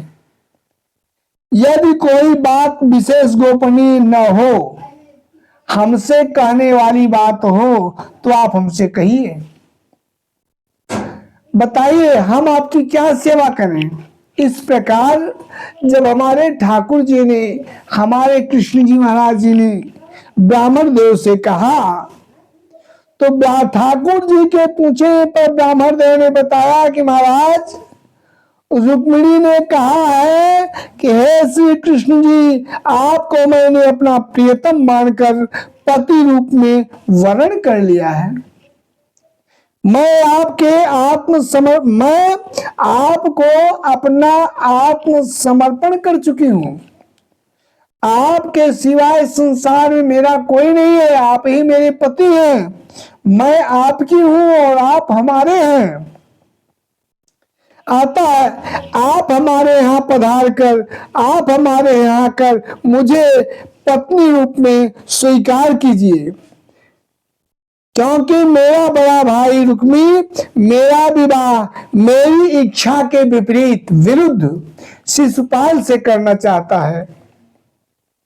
अतः आप आकर मेरे विवाह के एक दिन पहले ही शिशुपाल और जरासंध को मारकर जबरदस्ती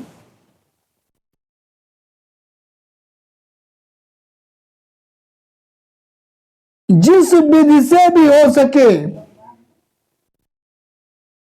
मेरे साथ पानी ग्रहण संस्कार कर लिए, विवाह कर लीजिए।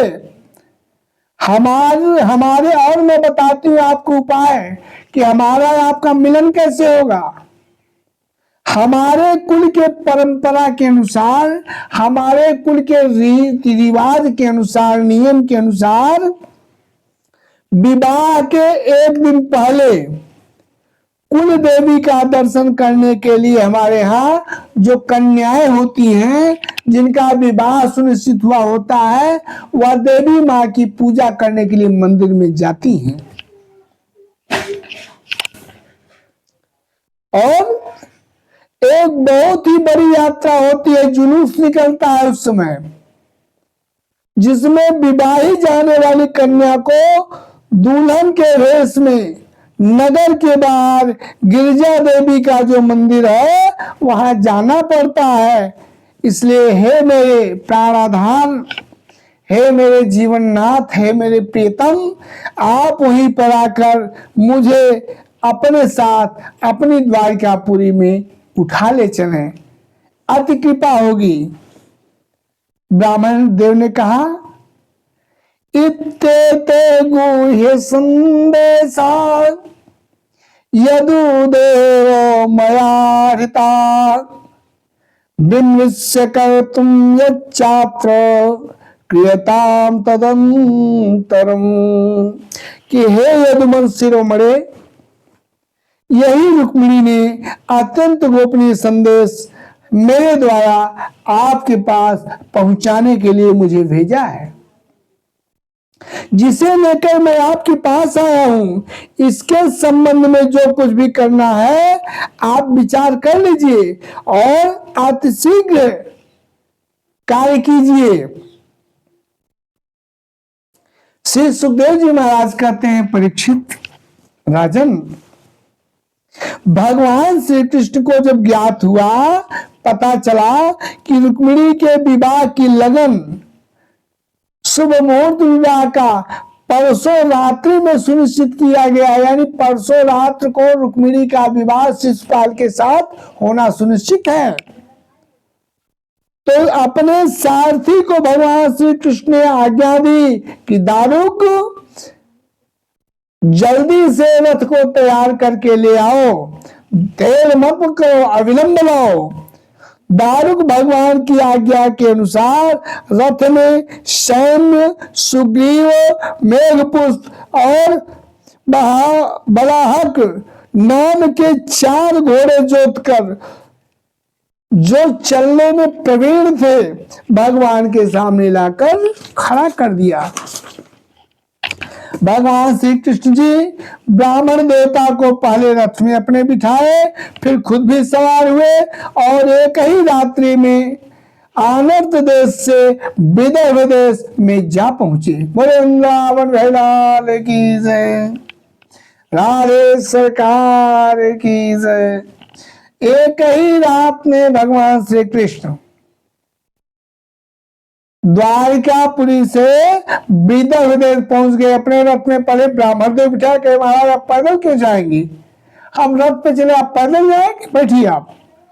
पहले ब्राह्मण देव को अपने रथ में बिठाए, फिर खुद सवार हुए और एक ही रात में जाकर विदर्भ देश पहुंच गए। वहां पर पहुंचकर क्या देख रहे हैं कि रुक्मिणी की विवाह की भव्य तैयारी हो रही है। चेदी नरेश राजा दमघोष ने अपने पुत्र शिशुपाल का विवाह संबंधित मांगलिक कृत्य कराकर चतुरंगिणी सेना से जाकर कुंडीनपुर जा पहुंचे। वहां पर उनका यथोचित सत्कार हुआ। विपक्षी राजाओं की विरोधाभासी की जानकारी जब बलराम जी को हुई तो उन्होंने सुना कि भैया श्री कृष्ण अकेले ही राजकुमारी का हरण करने के लिए चले गए हैं। उन्होंने वहां लड़ाई झगड़े की बड़ी आशंका हुई कि भाई गए तो है रुक्मिणी को लेने के लिए, वहां युद्ध होगा। ऐसा शंका करके तुरंत ही बलराम जी भी हाथी, घोड़े, रथ और पैदलों के साथ, पैदल सेना के साथ बड़ी भारी चतुरंगिनी सेना लेकर इधर बलराम जी भी कुंडीनपुर के लिए प्रस्थान कर दिए, चल पड़े भगवान कृष्ण की सहायता के लिए। इधर रुक्मिणी जी श्री कृष्ण जी के शुभागमन की प्रतीक्षा में बेचारी व्याकुल हो रही थी। सोची श्री कृष्ण को कौन कहे, अभी ब्राह्मण देवता भी वापस नहीं लौटे जो संदेश लेकर गए थे। वे बहुत चिंतित थी। एकाएक रुक्मिणी को शुभ संदेश मिलने लगा, उनके शरीर से शुभ संदेश मिलने लगा, यानी उनके अंग शुभ संदेश देने लगे। उनकी बाई जंघा फड़कने लगी, उनकी बाई भुजा फड़कने लगी, उनके बाएं नेत्र फड़कने लगे। इससे रुक्मिणी को लगा कि मेरे अंग बता रहे हैं कि रुक्मिणी घबरा मत, तेरा कार्य सिद्ध होगा। देखिए श्रीमद् भागवत कथा कहती है कि स्त्रियों का बायां अंग और पुरुषों का दायां अंग यह शुभ सूचक है। जब पुरुष के दाएं अंग फड़के तो पुरुष को समझ लेना चाहिए कि यह शुभ सूचक है। स्त्रियों के बाएं अंग फड़कते हैं तो स्त्रियों को भी समझ लेना चाहिए कि यह शुभ सूचक है, मेरा कार्य सिद्ध होगा। श्रीमद् भागवत कथा कहती है रुक्मिणी के साथ ऐसा हुआ। जब रुक्मिणी के बाएं अंग फड़कने लगे, बाई जंघा, बाई भुजा, बाएं नेत्र फड़कने लगे तो रुक्मिणी को ढाढ़स बन गया, विश्वास हो गया कि हमारे कन्हैया जरूर मुझे लेने के लिए आएंगे। अभी कुछ ही घंटे व्यतीत हुआ था कि ब्राह्मण देव बेचारे क्या हुआ, आ गए। श्री कृष्ण जी प्रधान में आकर के श्री कृष्ण जी के आगमन की सूचना, आने की सूचना ब्राह्मण देव ने आकर रुक्मिणी को बताया। रुक्मिणी जी सावधान हो जाइए, आपके प्रियतम होने वाले दूल्हा जी आ गए हैं।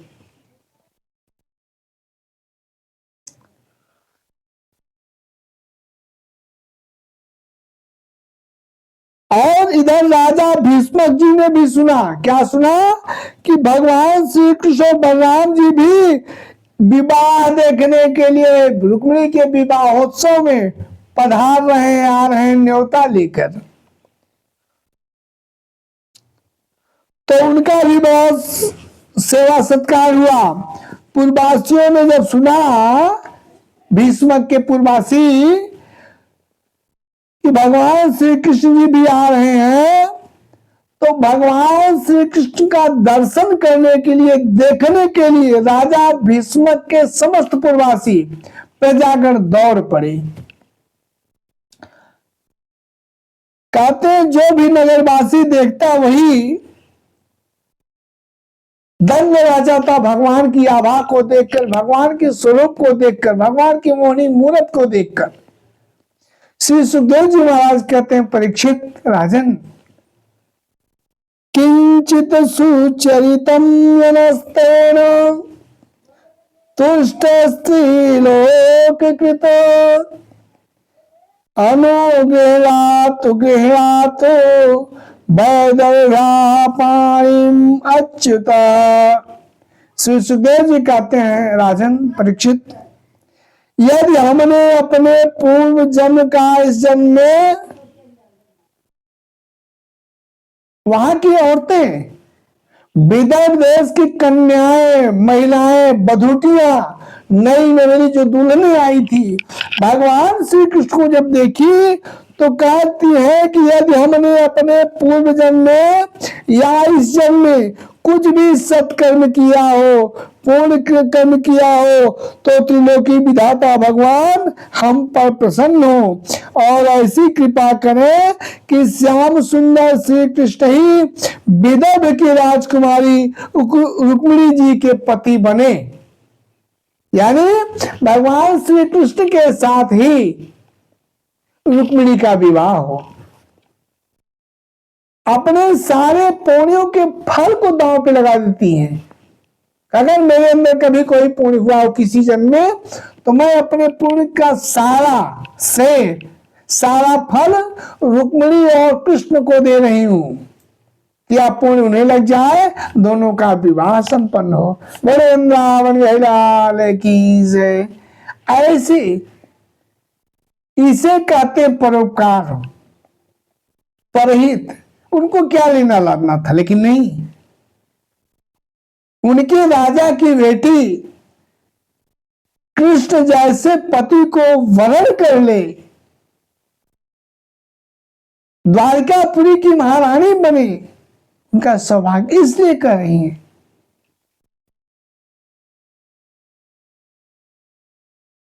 श्री सुखदेव जी महाराज कहते हैं, परीक्षित राजन, उसी समय रुक्मिणी जी अंतःपुर से निकलकर देवी जी के मंदिर के लिए प्रस्थान की, चल निकली।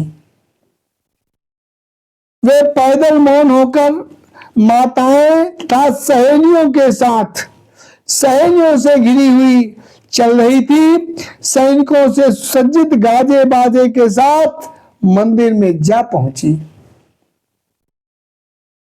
वहां पर अपने हाथ पांव धोए रुक्मिणी जी ने आचमन किया, जगदम्बिका देवी के मंदिर में प्रवेश की। माता के पूजन बंदन आराधना करके माता से स्तुति करने लगी। कौन? रुक्मिणी देवी, जो साक्षात लक्ष्मी है। वे आज माता से निवेदन कर रही हैं, अन्य विनय कर रही हैं। श्री सुखदेव जी महाराज कहते हैं कि रुक्मिणी क्या कर रही? परीक्षित सुनो। नमस्ते त्वाम अंबिके भिक्षम स्वसंतान युताम शिवाम भूयात् पतिर्मे भगवान कृष्णस्तदनुमोदता। कहती है अंबिका माता, आपकी गोद में बैठे हुए आपके प्रिय पुत्र गणेश जी को तथा आपको मैं बारंबार प्रणाम करती हूँ। देखिए, यह आदर इसी तरह द्वापर में जब भगवान श्री राम जी जनकपुर में गए थे, अशोक वाटिका में जब सीता जी ने भगवान राम का अवलोकन किया, दर्शन किया, तो अंबिका, वहां भी अंबिका माता से ही वह पूजन करके उनसे निवेदन कर रही थी कि मां, आप मेरी मां है, मैं आपकी पुत्री हूं। इस रिश्ते को देखकर मेरी अभिलाषा है कि यह नहीं कहे कि भगवान राम मेरे पति बनना, कहीं ऐसे ही पति मुझे मिले। अब बताइए, भगवान राम के सिवा और दूसरा कौन उस तरह हो सकता है? इसी तरह आज रुक्मिणी देखिए, माता जगदम्बा से कह रही है, निवेदन कर रही, हे माते,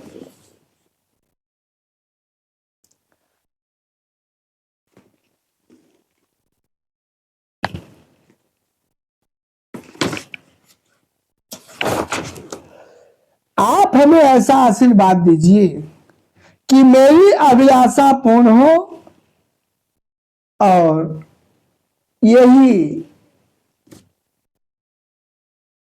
काके शांत। मां बेटी के सामने है, धर्म है, लोक लाज है, चुप हो गई। धन्य हो आज की कन्याएं, सारे लोक लाज मर्यादा को ताक पर रख देती हैं। यही कारण है कि वे कभी सुखी नहीं रहती। इसीलिए उसे साधारण नारी कहा जाता है। स्त्रियों का लज्जा ही आभूषण है। जिस दिन से आभूषण या गहना स्त्रियां उतार कर रख दी, उसी दिन से स्त्रियों की मर्यादा समाप्त हो गई।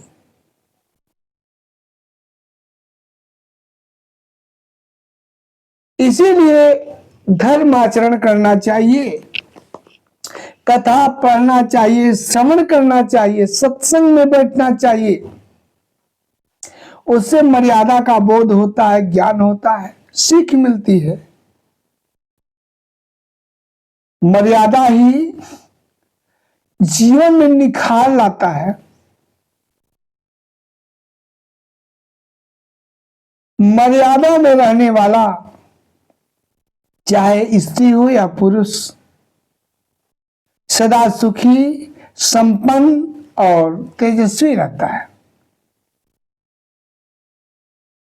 उसके ललाट पर आभाएं रहती हैं, यहां तक कि परमात्मा भी उससे प्रीति करता है। बोले वृंदावन भाई लाल की जय, राधे सरकार की जय। श्रीमद् भागवत महापुराण की जय। श्री सुखदेव जी महाराज कहते हैं, राजन परीक्षित, खोरसो प्रचार पूजन रुक्मिणी ने माता अंबिका का किया और एक सहेली का हाथ पकड़कर वे गिरजा मंदिर से बाहर निकली। भगवान श्री कृष्ण जी ने शत्रुओं के देखते देखते उनकी भीड़ में से रुक्मिणी को अपने रथ में बिठा लिया और बलराम जी आज यदुवंशियों के साथ वहां से मथुरा, वहां से अपने नगर की तरफ, द्वारिकापुरी की तरफ चल दिए। शत्रु पक्ष के राजाओं को जब ज्ञात हुआ, आभास हुआ, पता चला, तो शिशुपाल के साथ अपनी अपनी सेना लेकर भगवान श्री कृष्ण जी के पीछे पीछे दौड़ पड़े। जब यदुवंशियों की सेना पतियों ने देखा कि शत्रु दल हम पर चढ़ा रहा है, तो अपने अपने धनुष की टंकार करते हुए घूमकर उनके सामने डट गए और युद्ध प्रारंभ हो गया। वृंदावन लाल की, राधे सरकार की, भगवत लीला की, श्रीमद् भागवत महापुराण की। युद्ध प्रारंभ हो गया।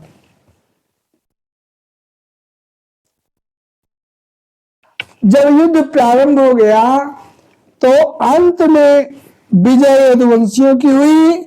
जरासंध आदि सभी राजा युद्ध में पीठ दिखाकर भाग गए। रुक्मिणी का बड़ा भाई एक अक्षौणी सेना लेकर भगवान श्री कृष्ण के पीछे पीछे दौड़ पड़ा। चेदी राज शिशुपाल भी निराश होकर अपने अपने अनुयायियों के साथ वापस अपनी राजधानी लौट गया। जो मरने से शेष बचे थे वे सभी अपने अपने नगरों को चले गए वापस। इधर रुक्मिणी ने प्रतिज्ञा कर ली थी। रुक्मिणी का बड़ा भाई रुक्मी जो था उसने प्रतिज्ञा कर लिया। श्री सुखदेव जी महाराज कहते, राजन परीक्षित, रुक्मिणी ने प्रतिज्ञा किया कि हत्वा समरे कृष्णं प्रत्युच रुक्मिणी पुण्डीनं न प्रवेक्ष्यामि सत्यमेतद्ब्रवीम। मैं आप लोगों के बीच में, रुक्मिणी प्रतिज्ञा करता है कि मैं आप लोगों के बीच में यह शपथ खाता हूं, प्रतिज्ञा करता हूं कि यदि मैं युद्ध में श्री कृष्ण को न मार सका और अपनी बहन रुक्मिणी को न लौटा सका वापस, तो अपनी राजधानी कुंडीनपुर में मैं प्रवेश नहीं करूंगा, फिर नहीं आऊंगा वापस। प्रतिज्ञा करके रथ पर सवार होकर सारथी से बोला, रुक्मी ताता यथा कृष्ण तस्य में संयुगम भवेत्, जहां कृष्ण हो वहां जल्दी से जल्दी मेरा रथ ले चलो। इस प्रकार से रुक्मी ने अपने सारथी को आदेश दिया। आज मेरा उसी से युद्ध होगा। श्री कृष्ण के पास पहुंचकर ललकारने लगा, खड़ा खड़ा। युद्ध प्रारंभ हो गया। भगवान श्री कृष्ण और रुक्मी में युद्ध प्रारंभ हो गया। रुक्मी के सारे अस्त्र शस्त्र छिन्न भिन्न हो गए, वह असहाय हो गया। श्री कृष्ण ने उसे मारने के लिए जो ही तलवार निकाली, रुक्मिणी ने भगवान श्री कृष्ण जी के पांव पकड़ लिए और रोने लगी। भाई भाई बहन का रिश्ता है। बोली, श्री सुखदेव जी कहते हैं, परीक्षित राजन, जब भगवान कृष्ण ने रुक्मिणी का वध करने के लिए तलवार निकाली, रुक्मिणी तुरंत ही जब देखी कि मेरा भाई अब दुनिया से चला जाएगा, तुरंत भगवान कृष्ण का पैर पकड़ ली, भगवान कृष्ण शरण में आ गई। बोली, हम तुम न कन्या भ्रातरम में महाभुज। कही, प्रभु, मेरे स्वामी, मेरे आराध्य, मेरे सुहाग, मेरे सिंदूर, मेरे भैया को मारना आपको शोभा नहीं देता। फिर भगवान श्री कृष्ण जी ने उसे अपने दुपट्टे से बांध दिया और उसकी दाढ़ी मूछ बाल सिर के मुड़वाकर उसे कुरूप बना दिया। जब यदुवंशियों की सेना ने रुक्मी को सेना को तहस नहस करके वापस श्री कृष्ण के पास पहुंचे तो बलराम जी ने रुक्मी की यह दशा देखकर द्रवित हो गए। बलराम जी ने कृष्ण से कहा, रे राम राम राम राम, अरे भाई यह तो आपका होने वाला साला है? साले के साथ कहीं ऐसा व्यवहार किया जाता? छोड़ो छोड़ो, अरे राम राम राम राम, अभी तो विवाह होगा चलकर द्वारिकापुरी में, लावा वा परछा कौन करेगा? छोड़ो छोड़ो छोड़ो, यही तो साला है क्या? बलराम जी ने रुक्मी को बंधन से मुक्त करा दिया। अब क्या था? और रुक्मिणी से बोले, देवी बुरा न मानना, आपके भाई की ही समस्त जीवों को ही उसे अपने स्वकृत भुक्तमान, यानी अपने ही कर्मों का फल भोगना पड़ता है। तुम्हारा भाई अपने कर्मों का फल भोग रहा है। ऐसे संसार में जितने जीव हैं, प्राणी हैं, सभी अपने कर्मों का फल भोगते हैं। इसलिए हे देवी बुरा मत मानना, जो जैसा कर्म करता है इस संसार में वैसा फल भोगता है।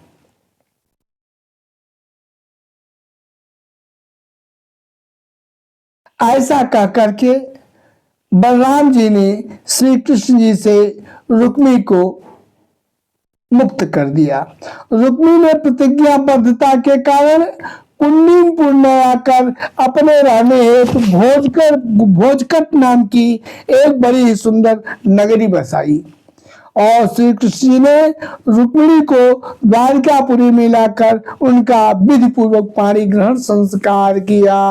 बोले वृंदावन लाल की जय, राधे सरकार की जय।